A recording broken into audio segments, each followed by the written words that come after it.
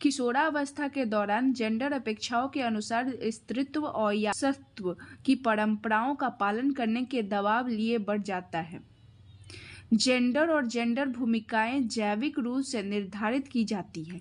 तो इसमें तीसरा हम बोले ए सही बोले हैं, लेकिन निर्धारित जैविका नहीं भरती है, तो बी नहीं है। तो हम इसका एक्सप्लेनेशन भी पढ़ेंगे।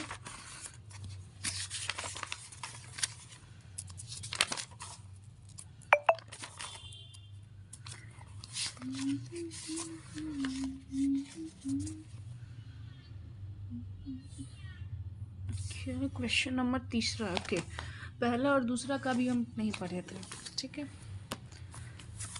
तो पहला का था प्रगतिशील शिक्षा में बच्चों को, यानी कि प्रोग्रेसिव एजुकेशन में बच्चों को निम्नलिखित रूप से देखा जाता है। सक्रिय शिक्षार्थी यानी कि एक्टिव लर्नर, जो अपना ज्ञान स्वयं निर्मित करते हैं, अपने अनुभवों और अपने आसपास की दुनिया को समझने में सक्षम, अपने आप में ज्ञानवान, नॉलेजेबल, अद्वितीय दृष्टिकोण और अंतर्दृष्टि, यूनिक पर्सपेक्टिव्स एंड इनसाइट्स वाले, अपने सीखने का स्वामित्व लेने और समर्थक संबंध बनाने में सक्षम। प्रगतिशील शिक्षा के जनक अमेरिकी शिक्षाशास्त्री जॉन डेवी हैं। उन्होंने 1894 में शिकागो में लिंग डूइंग का प्रस्ताव रखा था।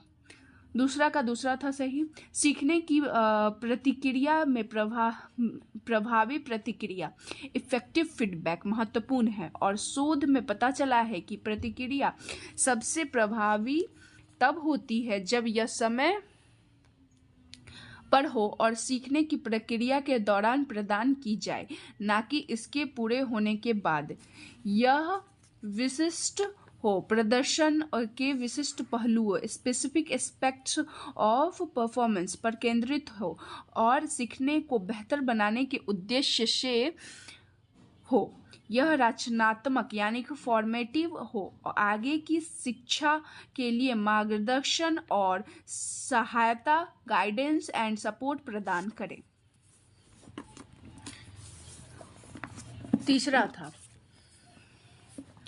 तीसरा हम बोले का तीसरा सही है। हम बोले थे अभिकथा है, एसर्शन ए सत्य। किशोरा अवस्था यानी कि एडोलेसेंस के दौरान साथियों का दबाव और सामाजिक अपेक्षाएं यानी कि सोशल एक्सपेक्टेशन तीव्र हो सकती है, जिससे पारंपरिक लिंग भूमिकाओं और अपेक्षाओं यानी कि traditional gender roles and expectation के अनुरूप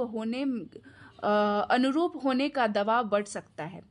कारण गलत है। लिंग और लिंग भूमिकाएं, जेंडर रोल्स केवल जीव विज्ञान द्वारा निर्धारित नहीं होती है।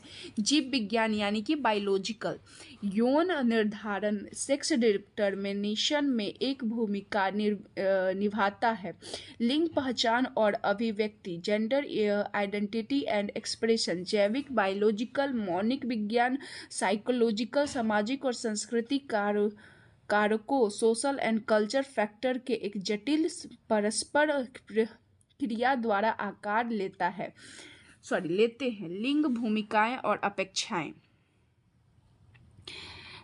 जेंडर रोल्स एंड एक्सपेक्टेशन काफी हद तक सांस्कृतिक रूप से निर्मित होती है और विभिन्न समाजों और ऐतिहासिक अवधियों में व्यापक रूप से भिन्न हो सकती है। इसीलिए विकल्प 3 सही है, क्योंकि अभिकथा असर्शन सत्य है लेकिन कारण सटीक नहीं है, और अभिकथा यानी कि असर्शन को सही ढंग से स्पष्ट नहीं करता है।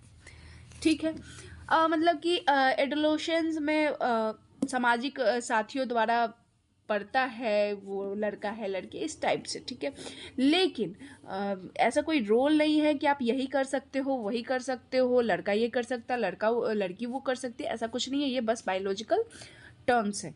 It's okay. तो तीसरा का तीसरा। अब आगे चलते हैं।